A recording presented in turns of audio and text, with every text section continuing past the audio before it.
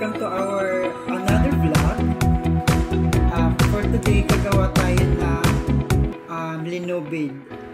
Linobid sa term sa Bisaya or in Tagalog, this is what they call pinilipid. So, first step, kailangan muna nating gumawa ng cassava flour in an organic way. So, manual natin gagawin yung cassava flour. Meron ako dito kamuting kahoy or cassava. This is 2.5 kilos. Mahal ngayon ang presyo, guys. So, kung may mga sponsor dyan, alam niyo na.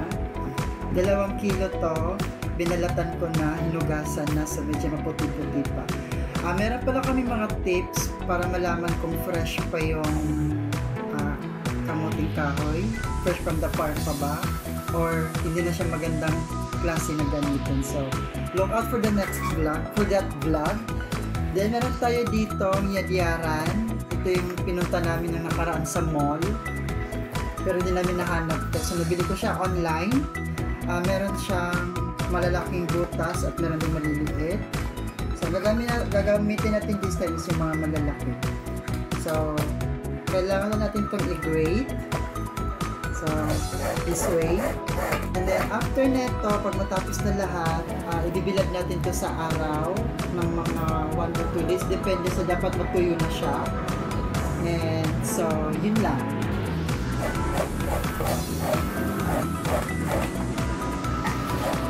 For our final product, abangan nyo kung ano yung itsura ng linobid na tinutukoy. Kasi it's a different thing.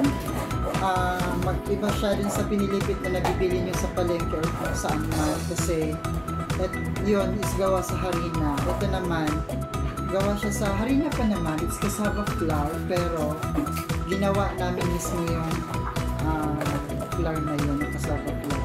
So you will know paano gawin yung cassava flour organic kanin. So matrabaho pa. Ito yung pinakamatrabaho sa lahat na kakanin na alam namin. So, sundan nyo lang yung video namin para matuto kayo. Okay? Naka-on lang? So, ito yun guys. Dito natin i-bilad yung yung mga nagayat natin kamoting kahoy. So, ginawa namin to. Okay. And then, nasa na yung ate?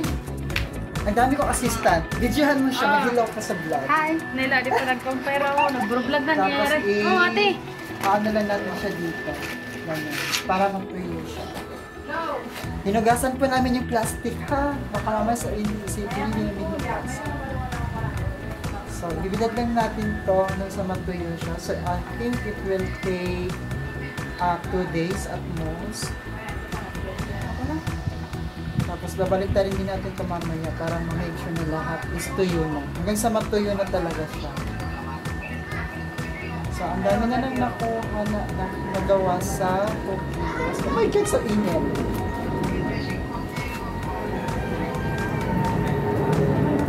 So, make sure na manipis siya. Ang init. So, it's a good opportunity. It's a good time na nagato tayo kasi napakainit.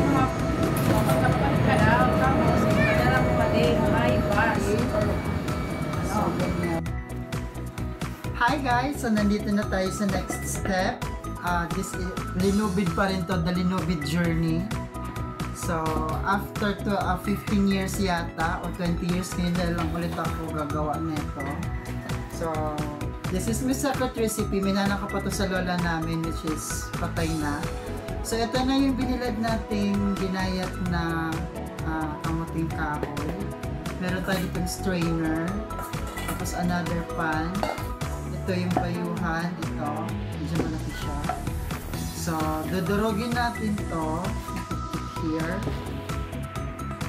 Gagawin natin tong cassava flour. So, the purpose na meron tayo ditong strainer, after natin ito madurog, sasalain natin yung mga pino-pino ng dried cassava. Okay? So, durog-durog.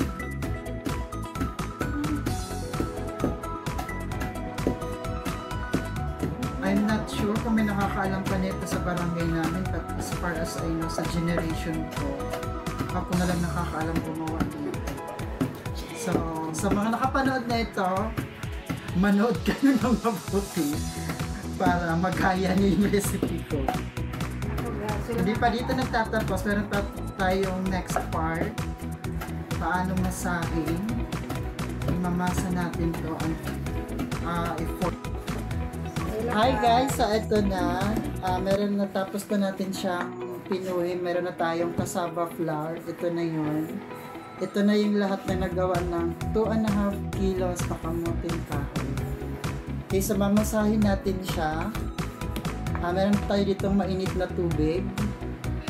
Ilalagay lang natin ito halo-haloin para maging dough. So ito yung traditional na cassava flour and we're making a traditional dough. Okay?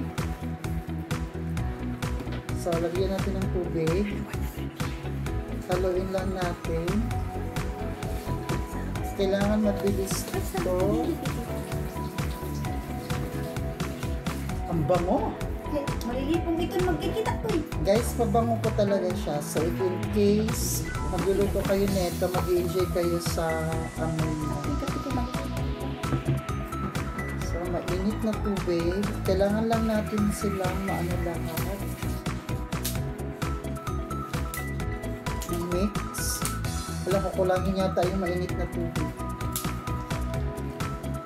Linobid yan guys, linobid. Recipe ng traditional aming mga ninuno. 15 years. After 15 years, magaganito ulit ako. So I'm so happy to do it. And I'm so happy to share my secret recipe. Gaya nga nung sabi ko, ako lang nakakaalam nito sa amin. Hindi ay nga nadali mo ba naman. Medyo maliit yung lagayan natin. So, kapag kaya mo na yung init, kakamayin mo na siya. Nagugas po ako ng kamay. Excuse lang, meron tayong indelible ink kasi bumoto po ako. Guys, huwag nyo kalimutang bumoto. So, kapag kaya mo na yung init, pwede mo na siyang i-mix using your hand. Oh my God, ang init pa. Hindi pa kaya, guys. Teka lang. Ay, nako. Maginit pa. Try natin ito.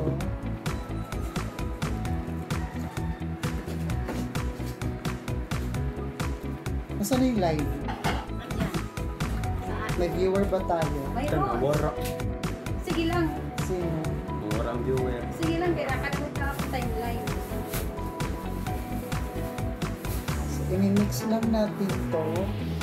Kulang yata tayo ng tubig. Mag-init kayo ulit. Ano nga rin? Kulang anong tubig, oh. Dapat mabilisan pa naman to. Ano?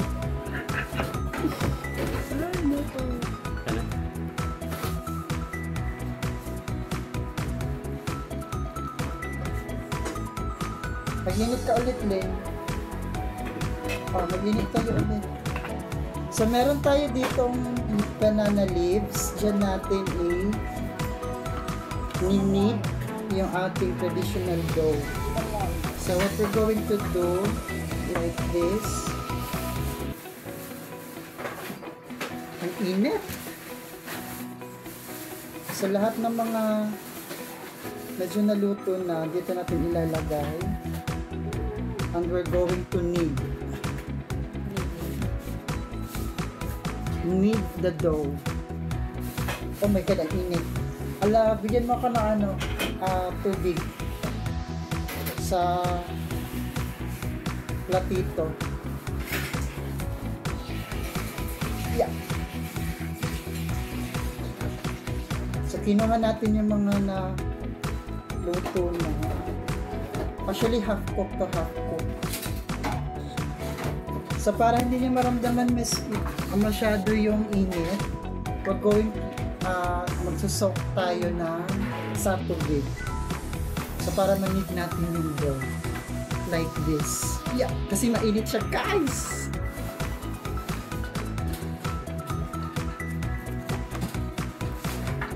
linobid po siya. Linobid. Cassava.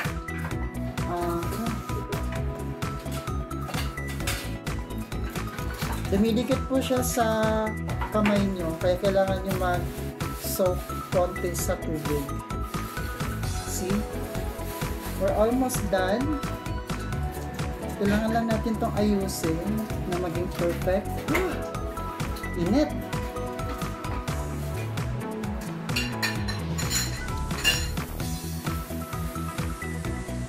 And then one technique para hindi magalaw, lagyan niyo siya ng tubig lagyan niyo ng tubig yung dahon ng saging para mabilis yung pag-knead. So, tingnan niyo. It's good. Okay. We're going to knead the dough. So, madikit po siya guys kasi pure po talaga tong cassava flour. Okay. So, ganun. Ang next yung mangyayari is separate natin to dito. And then, we're just going to get a portion of it. This one. Ito. This is just a portion. And, put some water sa kamay mo. Lalagyan niyo dito ng water. And then, you're going to roll it.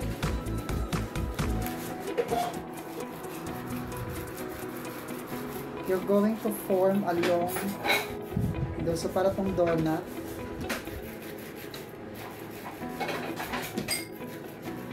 So, you might ask, bakit kailangan, pwede ka naman maglagay ng oil. Bakit tubig? Hindi makakatulong yung oil dito kasi madikit talaga siya masyado. Ayan na siya guys. Kulang siya ng tubig sa ano. Ayan na siya. Magpipinish product na.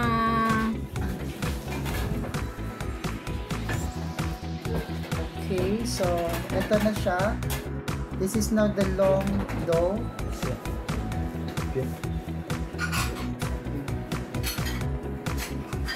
So dapat pantay yung pagkaka-roll ninyo kasi magmamatter siya sa pagka. So after nakaganito na, we're going to put it this way. And then like that. Okay? So kung makikita niyo para talaga siyang lubid, kaya siya tinawag na linubid or pinilipit in Tagalog. Okay? And then we're going to put it in a pan. So pag maglagay tayo sa pan, i-grease din natin to ng water para hindi siya dumikit. Okay? So we have one. Akin na. Nandito na yung isang tubig. Mainit na tubig. So, kailangan... Ayan ang pika. Masarap yung pag maluto. Ayan ang pika.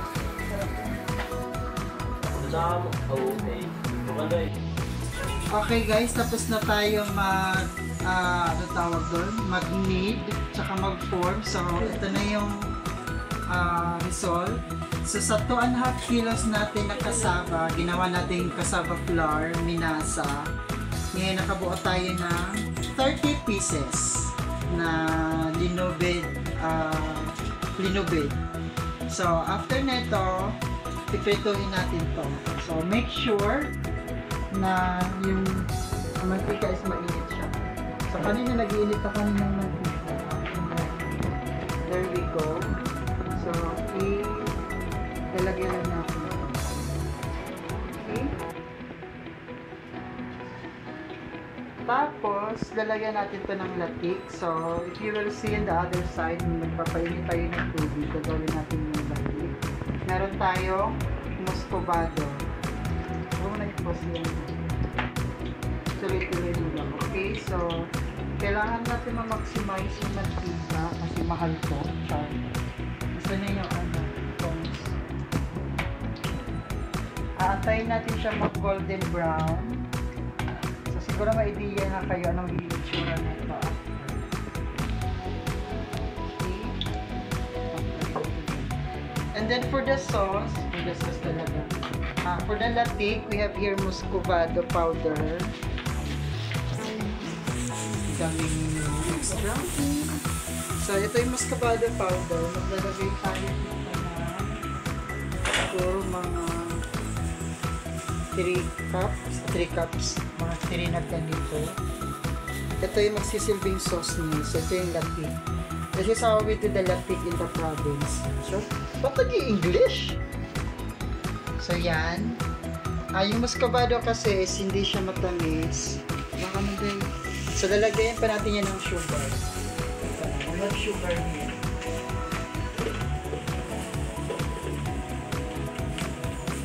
Any types of sugar. So, kami meron kami dito brown sugar. Yan, maganda yung big. Na napaka-brown. Ay! So, 3 sandok ng muscovado, 1 sandok ng sugar. So, ito. Para at least habang niluluto natin yung linobit paste natin, ang going na yung latte. Okay. So, yan na po guys. Natin siyang i-fry. Naka-fry na kanina. So, ito na po yung finished product. So, para lang po siyang donut, but this is made of organic or natural na cassava lang. Dinikdik natin. Excuse me. Tapos, ito na siya. So, meron tayo ditong latte. Niluto din natin to. This is made of muscovado sugar. Pinakuluan lang natin. So, ganun po siya. Ito yung latik na ginagamit sa suman. So, gagawin lang natin, we pick 1 here. Medyo mainit pa. Bagong hango po ito guys. So, kukuha tayo ng isa and then we're going to sprinkle it like this. Ganito po talaga siya. Yung way niya pag sa paglalagay para masarap. Para bawat kagat mo mayroong latte. Sa bali, ito yung nagpapatamis sa kanya, yung latte. Kasi, kung ito lang, wala yung sugar. So, pwede po ito sa mga nagda-diet. Kasi wala tong sugar, mabubusog din naman kayo. Since carbohydrates din siya. Okay, tapos lalagyan siya ng latte para meron siyang tamis. Okay, so look. This is amazing. It looks so delicious. And then we put it here. Another one.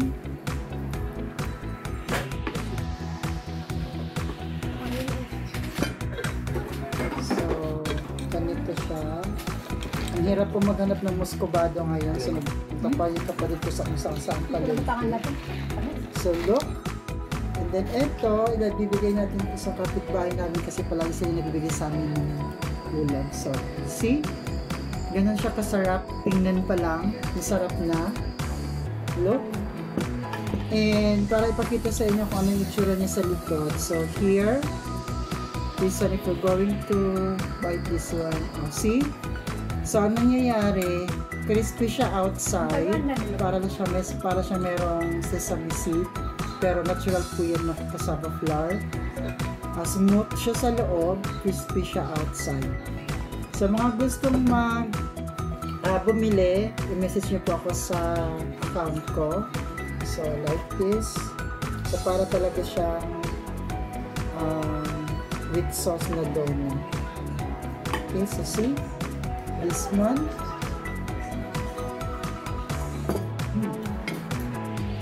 So good.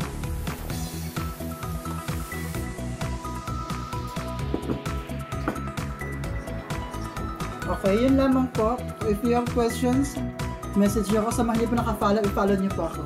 Thank you!